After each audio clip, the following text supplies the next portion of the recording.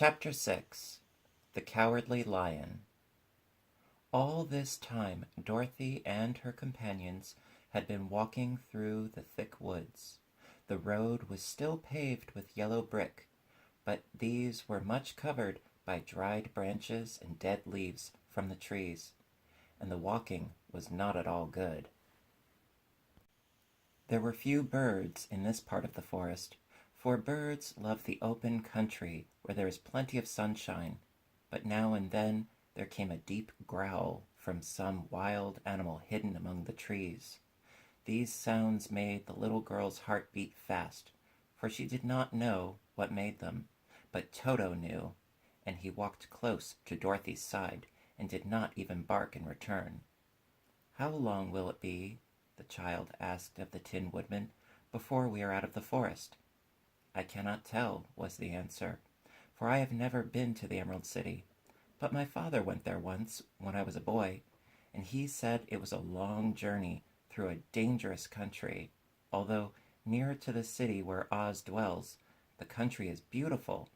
But I am not afraid so long as I have my oil can, and nothing can hurt the Scarecrow, while you bear upon your forehead the mark of the Good Witch's kiss, and that will protect you from harm." "But Toto," said the girl anxiously, "what will protect him?" "We must protect him ourselves if he is in danger," replied the Tin Woodman. Just as he spoke, there came from the forest a terrible roar, and the next moment a great lion bounded into the road. With one blow of his paw he sent the Scarecrow spinning over and over to the edge of the road, and then he struck at the Tin Woodman with his sharp claws. But, to the lion's surprise, he could make no impression on the tin, although the woodman fell over in the road and lay still.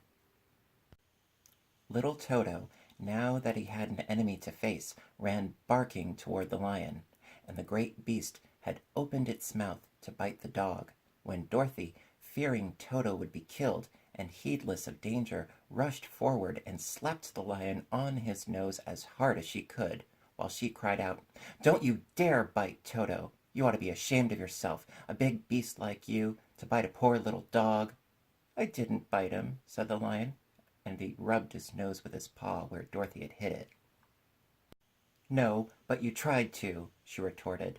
"You are nothing but a big coward." "I know it," said the lion, hanging his head in shame. "I've always known it, but how can I help it?"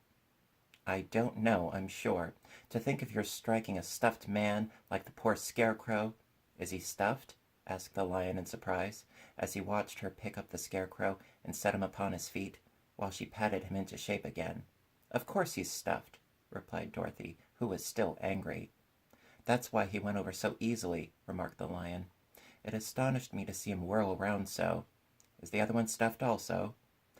"No," said Dorothy, "he is made of tin," and she helped the woodman up again. "That's why he nearly blunted my claws," said the lion. "When they scratched against the tin, it made a cold shiver run down my back. What is that little animal you are so tender of?" "He is my dog, Toto," answered Dorothy. "Is he made of tin or stuffed?" asked the lion. "Neither. He's a meat dog," said the girl. "Oh, he's a curious animal, and seems remarkably small, now that I look at him. No one would think of biting such a little thing except a coward like me," continued the lion sadly. "What makes you a coward?" asked Dorothy, looking at the great beast in wonder, for he was as big as a small horse. "It's a mystery," replied the lion. "I suppose I was born that way. All the other animals in the forest naturally expect me to be brave, for the lion is everywhere thought to be the king of beasts. I learned that if I roared very loudly, every living thing was frightened and got out of my way.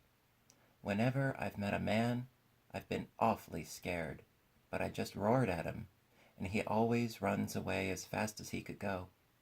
If the elephants and the tigers and the bears had ever tried to fight me, I should have run myself. I'm such a coward. But just as soon as they hear me roar, they all try to get away from me, and of course I let them go." "But that isn't right. The king of beasts shouldn't be a coward," said the Scarecrow.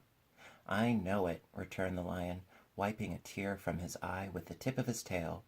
"It is my great sorrow, and makes my life very unhappy. But whenever there is danger, my heart begins to beat fast."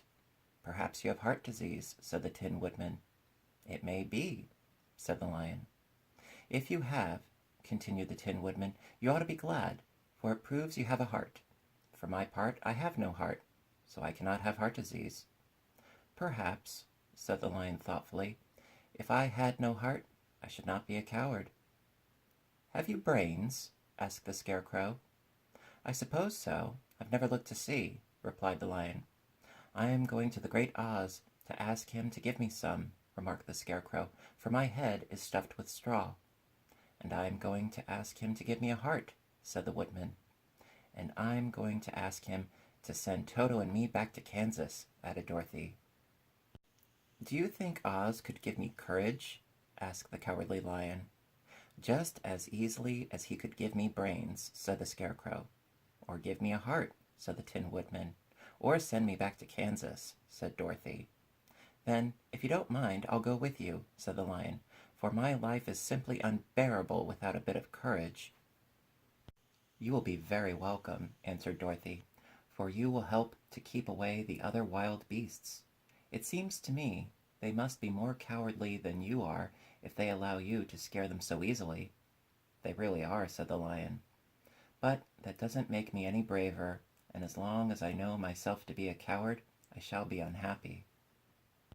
So once more the little company set off upon the journey, the Lion walking with stately strides at Dorothy's side. Toto did not approve this new comrade at first, for he could not forget how nearly he had been crushed between the Lion's great jaws. But after a time he became more at ease, and presently Toto and the Cowardly Lion had grown to be good friends. During the rest of that day there was no other adventure to mar the peace of their journey. Once, indeed, the Tin Woodman stepped upon a beetle that was crawling along the road, and killed the poor little thing. This made the Tin Woodman very unhappy, for he was always careful not to hurt any living creature, and as he walked along he wept several tears of sorrow and regret. These tears ran slowly down his face and over the hinges of his jaw, and they were rusted. When Dorothy presently asked him a question, the Tin Woodman could not open his mouth, for his jaws were tightly rusted together. He became greatly frightened at this, and made many motions to Dorothy to relieve him, but she could not understand. The Lion was also puzzled to know what was wrong, but the Scarecrow seized the oil can from Dorothy's basket and oiled the Woodman's jaws, so that after a few moments he could talk as well as before. "This will serve me a lesson," said he, "to look where I step, for if I should kill another bug or beetle, I should surely cry again, and crying rusts my jaws so that I cannot speak." Thereafter he walked very carefully, with his eyes on the road, and when he saw a tiny ant toiling by, he would step over it so as not to harm it. The Tin Woodman knew very well that he had no heart, and therefore he took great care never to be cruel or unkind to anything. "You people with hearts," he said, "have something to guide you, and need never do wrong. But I have no heart, and so I must be very careful. When Oz gives me a heart, of course I needn't mind so much."